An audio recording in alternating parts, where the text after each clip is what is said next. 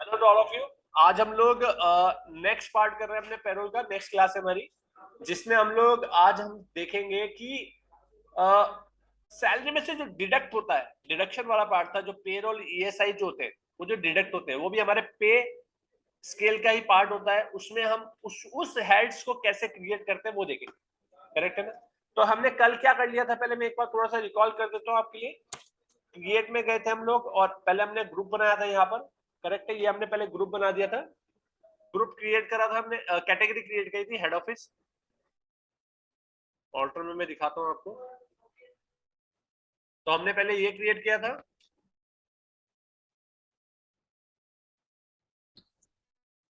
Head office. इसके बाद फिर हमने ग्रुप्स बना लिए थे, 3 डिपार्टमेंट्स। इसके अंदर फिर एम्प्लॉयज बना लिए थे। फिर इसके अंदर हमने यूनिट्स बना लिए थे, ये 3। उसके अंदर फिर हमने ये अटेंडेंस टाइप्स बना लिए थे। उसके बाद हम लोगों ने पे हेड्स बना लिए थे। पे हेड्स भी बना लिए थे हम लोगों ने, कुछ पे हेड्स बना लिए थे हम लोगों ने। ये हमारे सैलरी में ऐड होने वाले थे, अब सैलरी में से डिडक्ट होने वाले में बनाने हैं। तो हम यहाँ पे जाएंगे क्रिएट में और पे हेड्स में जाकर क्रिएट करेंगे। तो हमने पहला पे हेड्स बनाया। अब मैंने बताया था, जब आप पीएफ की बात करोगे तो पीएफ में आपको 5 हेड बनाने पड़ेंगे। इसके लिए आपको लास्ट वीडियो देखनी पड़ेगी जो मैंने थ्योरी की बताई थी पीएफ के बारे में। क्लियर है? उसमें बताया था मैंने पूरा डिटेल में कि पीएफ के आखिर क्या होता है और उसमें कैसे कैसे हेड्स बनाए जाते हैं। तो आप क्या बनाओगे यहाँ पर, पहले बनाओगे पीएफ एम्प्लॉय डिडक्शन। ठीक है, एट द रेट कितना परसेंट होता है? Very good, 12%। ठीक है ना? अब ये किसके ऊपर डिडक्ट, ये क्या है? बोनस है एम्प्लॉय के लिए, डिडक्शन फॉर एम्प्लॉय है, एम्प्लॉय स्टैट्यूटरी डिडक्शन है, एम्प्लॉयर्स अदर चार्जेस है, एम्प्लॉय स्टैट्यूटरी कंट्रीब्यूशन है, ग्रेच्युटी लोन। क्या है? एम्प्लॉय स्टैट्यूटरी डिडक्शन में बोल रहे हो, यहाँ पे क्यों नहीं जाएगा डिडक्शन फॉर? हाँ, देखो बेसिकली क्या है, जब आप अपनी मर्जी से कुछ भी चीज डिडक्ट करोगे, कोई कंपोनेंट डिडक्ट करोगे एम्प्लॉय सैलरी से, जैसे उसने एडवांस दे रखा है तो आपने उसका एडवांस डिडक्ट कर रहे हो, तो आप क्या करोगे? Deduction employee. लेकिन अगर आप गवर्नमेंट के वजह से आप क्या करो, गवर्नमेंट की कोई कंप्लायंसेस है उसे पूरा करने के लिए आप कोई डिडक्शन कर रहे हो सैलरी में से, तो वो कहाँ जाएगा? Statutory deduction. तो एम्प्लॉय स्टैट्यूटरी डिडक्शन में रखेंगे। जैसे आप इस पे क्लिक करोगे तो इसका पूरा पैसा जो जाता है वो कौन सा जाता है? अकाउंट नंबर 1 में जाता है, that is PF account number. ये आप सेलेक्ट करोगे। हमारे लिए क्या है? करंट लायबिलिटी, क्योंकि हम उसे डिडक्ट करके अपने पास रख लेंगे, फिर उसके बाद गवर्नमेंट को जमा करेंगे। इसके बाद क्या इसका सर नेट सैलरी पड़ेगा उसके? यस, जो भी उसकी ग्रॉस सैलरी होगी उसमें से ये पार्ट डिडक्ट होगा, उसके बाद क्या बनेगा? Net salary. यहां पर मेरे को पे स्लिप में इतना बड़ा नहीं चाहिए, मुझे लिखा हुआ चाहिए प्रोविडेंट फंड।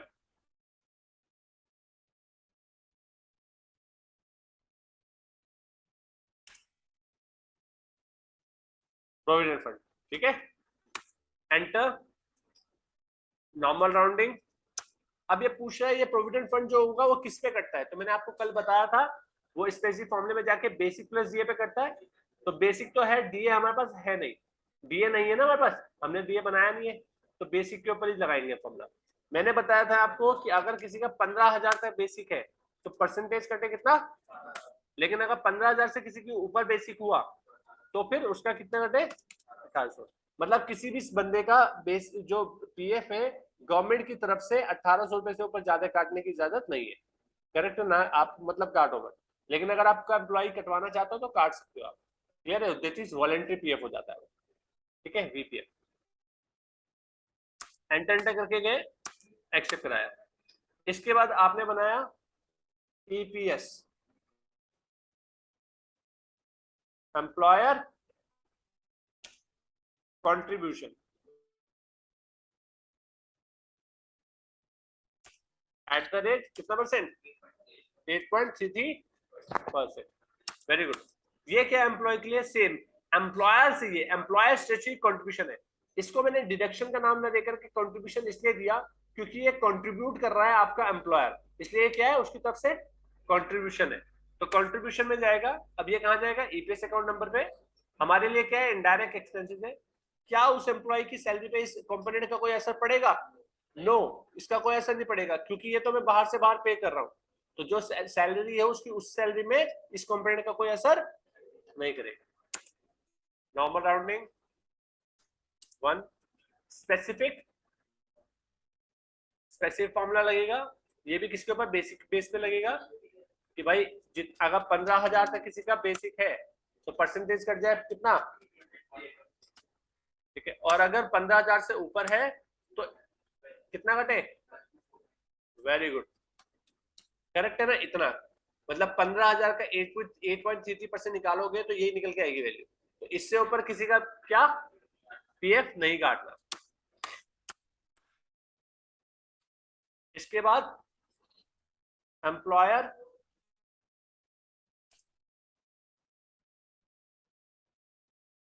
ईपीएफ, एम्प्लॉयर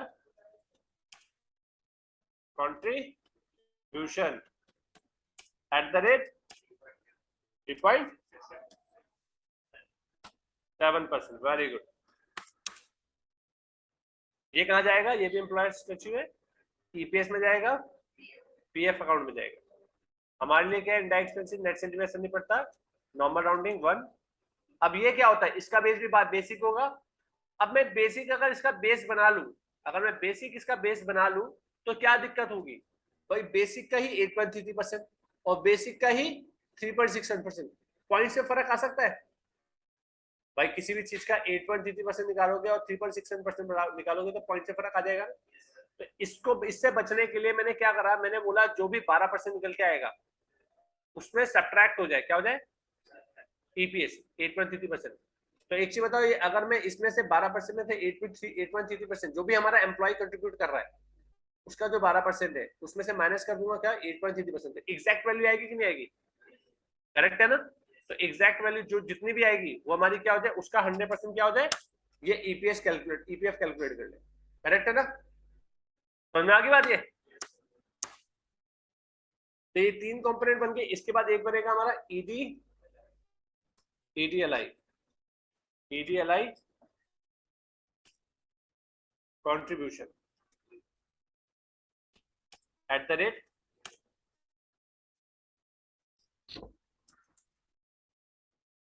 अब ये किस पे जाएगा? एम्प्लॉयर्स अदर चार्जेस में जाएगा। उसके बाद हम यहाँ पे क्या डालेंगे? इसे अकाउंट नंबर 21 होता है उसका, ठीक है। हमारे लिए करंट लायबिलिटीज है, सेम चीज यहाँ पे जाएंगे और ये 0.5%। फिर आता है हमारा पीएफ एडमिन चार्जेस जो कि है हमारा 0.5%।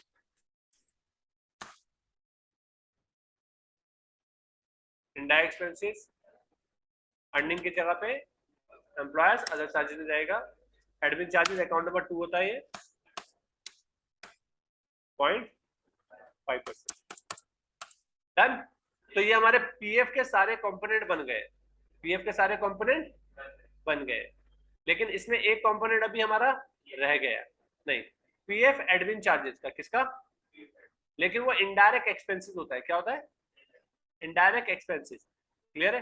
तो कोई भी एक्सपेंसेस का लेजर आप यहां से नहीं बना सकते भाई। अगर आप बनाओगे, अच्छा मैं बताता हूँ, थोड़ी देर में बताता हूँ उसको, उसको एक बार होल्ड में डालो। उससे पहले मैं ईएसआई के भी बना दूं। किसके बना दूं? ESI employ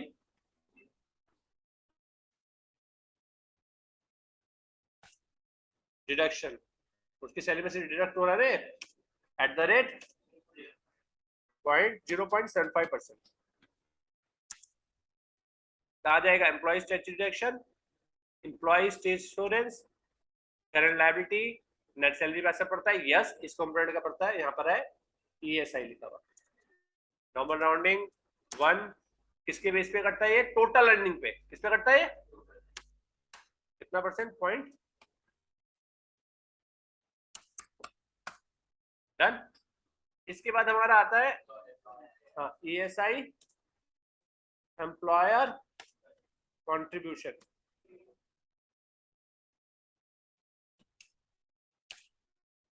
3.25।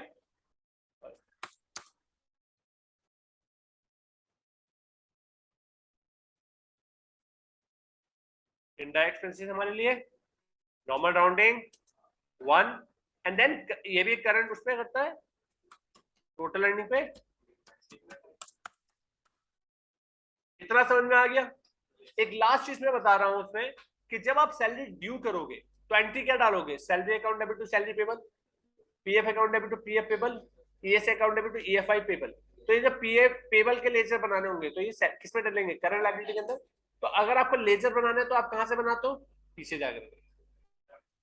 लेकिन अगर आप लेजर करंट लायबिलिटी के बनाना चाहते हो तो यहां से ही बना सकते हो। कैसे बना सकते हो, देखो सैलरी पेबल, तो आप यहां जाओगे और यहां पर आपको ये बताना है पे हेड्स नहीं है तो नॉट एप्लीकेबल करके यहां पर सिर्फ लेजर बता दो कि किसमें आ जाएगा ये।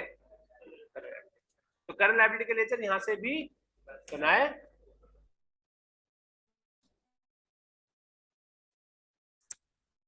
Not applicable. ईएसआई है ना, अगर आप ड्यू करोगे तो यही तो बनाओगे। तो हम ये सारे लेजर पहले एक बार बना रहे हैं, उसके बाद एंट्री करेंगे। डन। एक पीएफ एडमिन चार्जेस का मुझे बनाना था, मैंने आपको बताया था, जो कि हमारा करंट सॉरी इनडायरेक्ट एक्सपेंसेस होता है। तो वो यहां से नहीं बनेगा, वो बनेगा कहां से, लेजर से, क्योंकि वो वहां से बन नहीं सकता। तो पीएफ